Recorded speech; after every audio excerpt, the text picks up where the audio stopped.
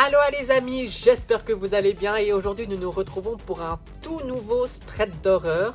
Deux histoires complètement inédites que j'ai trouvées sur le Let's Not Meet FR. C'est un endroit où vous pouvez trouver un peu des témoignages de personnes qui partagent des choses sur l'horreur.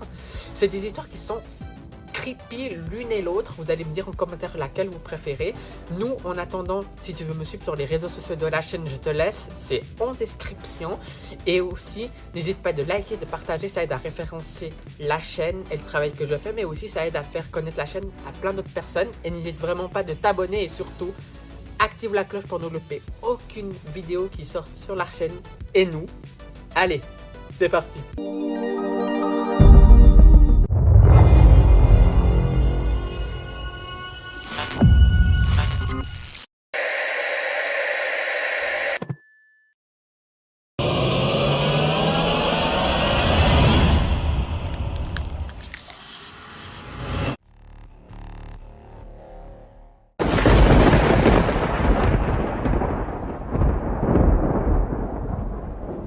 Aujourd'hui, je vais vous raconter l'histoire de Laurie qui s'est passée quand elle avait 26 ans. Laurie est une chercheuse à l'université et elle est juste là, elle est juste employée pour faire avancer la science et la technologie. Ça se peut que dans certaines universités ou certaines écoles, des gens sont juste engagés pour chercheurs, juste pour chercher des nouvelles technologies ou chercher plein de choses autour de la santé.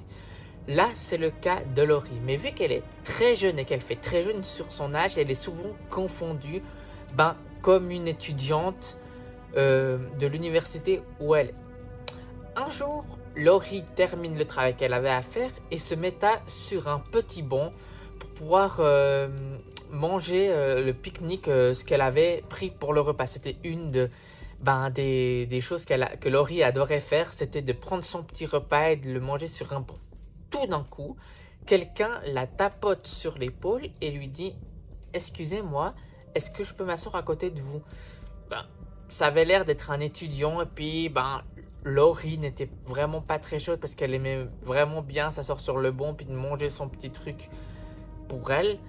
Là, elle accepta gentiment. Et là, ce qui était très glauque, c'est que l'étudiant commence à lui poser des questions très très bizarres. Où elle habite, dans quel segment elle travaille, si la place de parc où elle est parquée est loin de où elle travaille.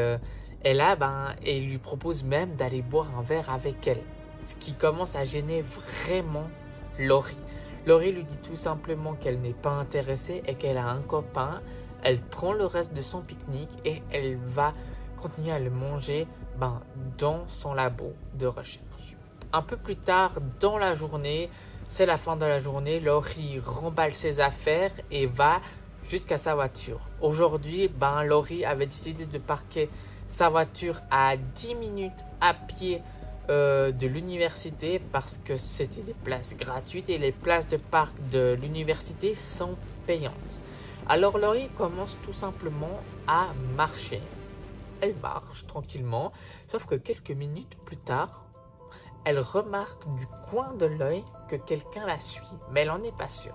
Alors, elle commence à marcher, mais elle se dit, si vraiment quelqu'un me suit, je vais essayer de prendre un chemin dans différentes directions, vu qu'il ne sait pas où est précisément parquée ma voiture, comme ça, moi, je saurais s'il me suit. Elle commence à aller à droite, elle commence à aller à gauche, et elle regarde du coin de l'œil et la personne la suit toujours, sauf qu'elle reconnaît cette personne. C'est l'étudiant en question qui l'a abordé plus tôt dans la journée. Mais elle fait comme si de rien n'était, comme si elle n'avait rien remarqué. Elle continue à marcher, elle continue d'aller à gauche, à droite, mais comme si de rien, sauf qu'elle le voit juste dans son angle mort là. Mais elle continue à marcher. À un moment donné, elle voit un peu au loin qu'il y a une grande place avec des gens qui sont tous regroupés. Ça veut dire un endroit de la ville où les gens sont un peu plus là. Et sauf qu'à un moment donné, elle commence à piquer un sprint jusqu'à sa voiture. Elle ne s'arrête pas, Sauf que l'étudiant commence à piquer un sprint lui aussi. Il commence à courir en lui disant « Mais attendez, je veux juste vous parler ». Notre amie Laurie n'a pas envie de savoir, elle rentre dans sa voiture, attend, elle met le contact et elle part. Et l'étudiant n'a pas pu la rattraper. Arrivée chez elle, elle craque littéralement. Elle est stressée, elle pleure, elle avait vraiment peur de se faire agresser, de se faire kidnapper. Sauf que cette histoire va remettre en question tout l'emploi du temps de notre chère Laurie.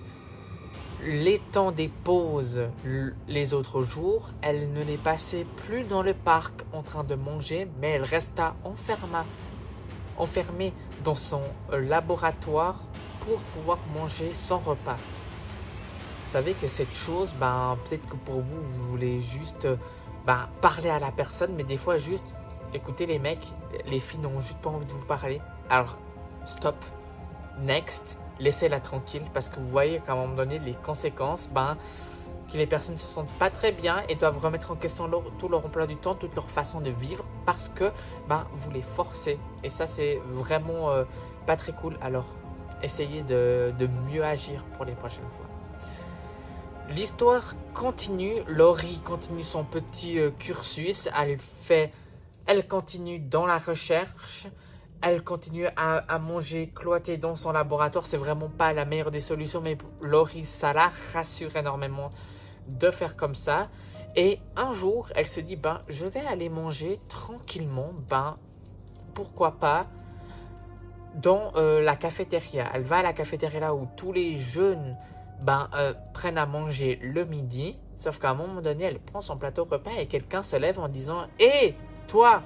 Et qui est cette personne qui est en train de l'appeler? Ce n'est nul autre que le jeune étudiant qui a essayé de sortir avec elle et aussi qui a essayé de la stalker courant jusqu'à sa voiture. Là, ni une ni deux, Laurie prend son courage en main parce qu'on est plus courageux quand il y a des gens qui sont entourés. Les gens commencent à regarder la conversation. Elle se retourne, elle lui dit « Mais laisse-moi tranquille. Je t'ai déjà dit que j'avais un copain. Maintenant, ça suffit. » Tout le monde regarde la conversation. Tout le monde regarde ce qui est en train de se passer. Le jeune en question baisse la tête. Il a ultra honte de ce qui est en train de se passer. Après il se lève de table, Laurie prend son plateau de repas ensuite et va le manger dans son laboratoire, et ensuite tous les jours qui suivent elle n'a plus aucune nouvelle du jeune, elle ne l'a plus jamais vu. Alors on ne sait pas si c'était un étudiant vraiment de l'université ou c'était juste un gars qui lui voulait du mal. Aujourd'hui on ne sait pas la vérité là-dessus, mais on sait juste que Laurie a pu reprendre peu à peu ses bonnes habitudes et ça a pu la rassurer. Place à la deuxième histoire. Allez.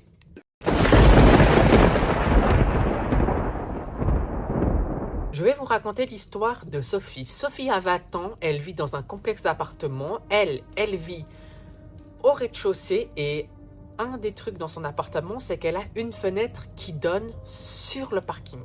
Par exemple, sur ce parking, il n'y a pas de portail ou il n'y a pas de porte pour le fermer. On peut y rentrer, par exemple, depuis l'immeuble, mais depuis l'extérieur, il n'y a rien pour le fermer. Il n'y a pas, par exemple, un système de badge que c'est seulement les résidents qui l'ont pour pouvoir rentrer ou sortir du parking. Là, il n'y a rien du tout. Et ça veut dire que c'est un peu open bar. Tout le monde peut rentrer, tout le monde d'extérieur peut venir en voiture dans ce parking, mais tout le monde de l'extérieur peut venir à pied dans ce parking. Chose qui stresse un peu beaucoup notre chère Sophie. Un soir, c'est l'hiver, et bien sûr que quand c'est un peu l'hiver, Sophie, elle nous explique dans son histoire qu'elle avait tendance, pour pas que le froid rentre dans l'appartement, de fermer les volets. Là, du coup, elle leva un peu les volets, et bien sûr que Sophie, elle est dans l'habitude de dormir un peu tard. Ça veut dire qu'elle reste longtemps devant le canapé le soir. Elle dort seulement à partir de minuit, et qu'elle explique que c'est quelque chose qui la rassure. Un jour, le temps passe, c'est l'été. Sophie est tranquille devant sa télé. Elle regarde un film tranquillement, et sur le canapé qui donne sur cette fameuse fenêtre qui donne dans le parking que Sophie rappelle que tout le monde pouvait rentrer comme il voulait dans ce parking vu qu'il n'y avait pas de porte pour le fermer. Alors ça stressait énormément Sophie. Elle se posait pas plus de questions, elle passait sa bonne soirée et puis à un moment donné, elles se sont un peu observées. Alors elle essaye d'ouvrir un peu les stores parce que vu que c'était l'été pour pas que la chaleur rentre, elle avait fermé les stores, elle ouvrait un peu les stores et sa surprise quand elle ouvra les stores, c'est qu'il y avait un mec, les mains comme ça contre la fenêtre et qu'il la regarda avec un regard terrifiant. Alors là, Sophie fait un bond en arrière dans son salon. Elle regarde le gars et elle dit tout simplement, parce que la fenêtre en fait elle était entrebâillée si vous voulez. Alors ça veut dire que la personne pouvait entendre ce qui pouvait se passer, mais vu qu'elle n'était pas crochée, le gars il avait qu'à faire comme ça et puis il pouvait rentrer dans l'appartement de Sophie. Alors elle disait juste comme ça au gars, je vais appeler la police. Et là, le gars changea de comportement tout de suite. Il se mit à taper des mains contre la fenêtre en lui disant ouvre-moi cette fenêtre sinon c'est moi qui vais rentrer, en sachant qu'il pouvait très bien rentrer. Et il commença à l'insulter de tous les noms. Ouvre-moi cette fenêtre, espèce de... Voilà, je vous passe les mots. Ça terrifia au plus haut point bien sûr Sophie. Alors qu'est-ce qu'elle fait? Elle appela la police en disant ce qui est en train de se passer. 5 minutes après, la police arrive, sauf qu'au moment que la police est arrivée, le gars avait foutu le camp. Et puis la police prend la déposition de Sophie et puis disant à Sophie qu'ils vont faire une patrouille dans le voisinage pour savoir s'ils arrivent à trouver le gars. Là, elle appelait après son copain. Le copain resta encore une bonne semaine chez Sophie pour la rassurer. Il se posa toujours sur la place du canapé qui est face à cette fenêtre qui donne sur ce parking pour savoir si le gars viendrait tout d'un coup. Le gars vient pas, mais un jour de la semaine, la police appela Sophie pour lui dire qu'ils ont mis la main sur le gars en question et que le gars leur avait expliqué par la suite que ce n'était pas la première fois qu'il tentait de rentrer dans les appartements des gens et qu'il était agressif et qu'il voulait agresser les gens en les insultant et puis en les dérangeant chez eux. Il va avoir une petite peine et puis voilà, Sophie est rassurée que cette histoire se passe et puis voilà. Voilà les amis, nous arrivons à la fin de cette vidéo. J'espère que cette vidéo Straight d'horreur vous a plu. Mettez-moi en commentaire, je serais assez curieux de savoir quelle histoire d'horreur vous avez préférée.